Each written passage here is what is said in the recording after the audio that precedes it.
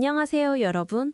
오늘도 하루를 시작하기 전에 혹은 마무리하기 전에 뉴스를 한 번에 쏙 정리해드리는 오늘의 한국 뉴스 브리핑입니다. 정치부터 경제, 사회, 국제 이슈까지 오늘 꼭 알아야 할 핵심 소식만 쉽고 편하게 알려드릴게요. 먼저 경제 뉴스부터 살펴보겠습니다. 요즘 우리나라 소비가 조금씩 살아나는 흐름을 보이고 있습니다. 올해 3분기 소매 판매가 지난해 같은 기간보다 늘었는데요. 서울뿐 아니라 전국 여러 지역에서 소비가 회복세를 보이고 있어서 경기 상황이 조금은 나아지고 있다는 기대감도 있습니다. 이어서 방산 소식도 하나 전해드립니다.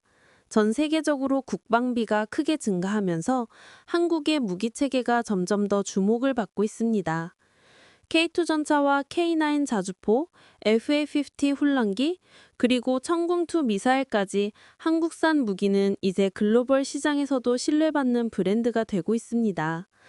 특히 한국의 방산 기업들은 앞으로 더 큰 활약을 할 것이라는 전망이 나오고 있어요. 다음은 일본 관련 뉴스입니다. 연말 여행 계획하셨던 분들, 특히 일본 여행 준비하셨던 분들은 최근 취소 소식이 많아져서 당황하셨을 수 있습니다. 일본의 정치적 발언이 이슈가 되면서 중국이 일본 여행과 유학을 자제하라는 경고를 내놨고, 이 영향으로 한국과 중국 관광객들의 일본 여행 취소가 늘고 있다고 합니다. 연말 일본 여행 수요에 확실히 영향을 주는 분위기입니다. 또 중요한 경제 흐름 하나만 더 짚어보면 한국의 주요 수출 업종 상당수가 중국과의 경쟁에서 점점 밀리고 있다는 분석이 나왔습니다. 특히 철강과 2차 전지, 자동차 같은 주력 산업에서 중국의 기술력과 생산력이 빠르게 올라오고 있어 장기적으로 대비가 필요하다는 목소리가 나옵니다. 이번에는 금융 소식입니다. 요즘 금리 때문에 걱정이 많으시죠? 특히 신용점수는 높은데 오히려 금리를 더 많이 내야 하는 이른바 금리 역전 현상이 이어지고 있습니다. 정상적이지 않은 구조라서 고객들 불만도 커지고 있고 정부와 금융권에서도 제도 개선 필요성을 인정하는 분위기입니다. 또 최근 새로운 법안 하나 때문에 기업들이 꽤 큰 불만을 표시하고 있습니다.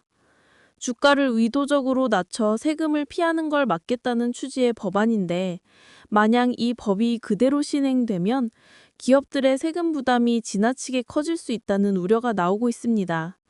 일부 업종은 세금 부담이 몇 배까지 늘 가능성이 있다 보니 기업들이 크게 반발하고 있는 상황입니다. 비트코인 투자하시는 분들도 아마 요즘 뉴스 많이 보셨을 텐데요. 10만 달러까지 올랐던 비트코인이 최근에는 하락 조짐을 보이면서 시장에서는 의견이 팽팽하게 갈리고 있습니다. 일시 조정이라는 의견도 있고 하방으로 전환될 수 있다는 경고도 있어서 당분간은 변동성 관리가 중요해 보입니다. 이제 기업 뉴스 이어갑니다. 먼저 배터리 업계입니다. LG 에너지 솔루션이 국내에서 LFP 배터리 생산을 확대하고 있습니다. 전 세계 ESS 시장에서 LFP 배터리가 거의 표준처럼 자리 잡은 만큼 국내에서도 생산 생태계를 강화하려는 움직임입니다. 장기적으로 보면 한국 배터리 산업의 경쟁력이 더 커질 전망입니다. 반면 이랜드는 최근 큰 어려움을 겪고 있습니다. 천안에 있는 대형 물류센터에 화재가 발생하면서 재고 피해와 배송 차질이 동시에 생겼기 때문입니다. 특히 이랜드는 패션 매출 비중이 높아서 이번 피해가 그룹 전체에 영향을 줄 가능성이 큽니다. 삼성전자 소식도 빼놓을 수 없습니다. 삼성전자가 평택에 60조 원 규모의 반도체 공장을 세울 계획을 발표했는데요.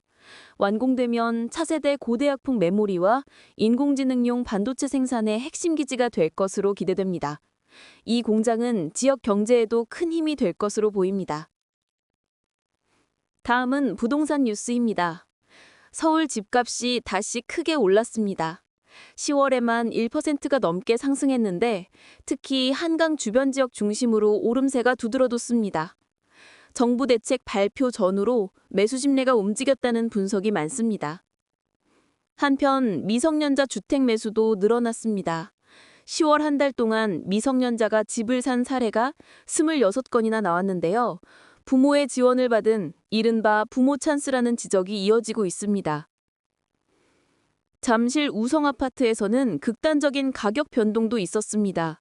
신고가를 찍은 지 며칠 지나지 않아 가격이 11억 원 넘게 떨어진 사례가 나왔습니다. 증여를 둘러싼 세금 문제 등이 복합적으로 작용한 것으로 보입니다. 사회 뉴스로 넘어가겠습니다. 요즘 독감이 정말 심합니다. 최근 10년 사이 가장 크게 유행하고 있고 특히 초등학생 연령대에서 감염이 많이 늘고 있습니다. 아직도 많은 분들이 예방접종을 하지 않았다고 하니 주변에 어린이 있는 집은 꼭 주의가 필요합니다. 그리고 최근 폭파 협박 사건이 잦아지면서 서울경찰청이 전담팀을 꾸려 집중 수사에 나섰습니다. 허위 협박이라고 해도 사회적 불안이 크기 때문에 이번에는 강하게 대응하겠다는 입장입니다. 제주에서는 또다시 중국발 마약 포장지가 발견됐습니다. 2달도 안 되는 기간 동안 벌써 13번째라고 하는데요. 해류를 타고 유입되는 것으로 보고 당국에서 예의주시하고 있습니다. 마지막으로 해외 뉴스입니다. 중국과 일본 관계가 최근 아주 날카로워졌습니다. 중국이 일본 여행과 유학을 자제하라는 조치를 내리면서 양국 간 긴장이 높아지고 있고 일본에서는 오히려 총리 지지율이 급등하는 역설적인 상황이 이어지고 있습니다. 미국과 유럽연합도 여전히 무역 문제로 충돌하고 있고 가자지구 재건 문제도 협상 교착 상태가 계속되고 있습니다.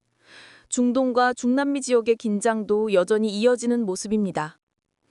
여기까지 오늘의 핵심 뉴스를 쉽고 빠르게 정리해드렸습니다.